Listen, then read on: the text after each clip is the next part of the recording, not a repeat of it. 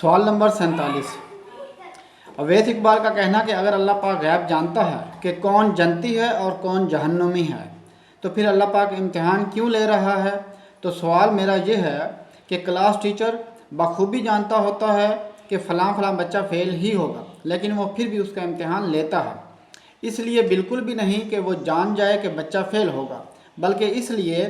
کہ وہ بچہ خود بھی جان جائے کہ چونکہ اس نے کوئی کوشش نہیں کی اور کوئی مشقت نہیں اٹھائی ہے، لہٰذا ذلت اس کا مقدر ہے اور سزا کا مستحق ہے، جبکہ امتحان نہ لینے کی صورت میں وہ اعتراض اٹھا سکتا ہے کہ اس کو سزا کس لیے دی جا رہی ہے جبکہ اس کو امتحان سے گزارا ہی نہیں گیا ہے۔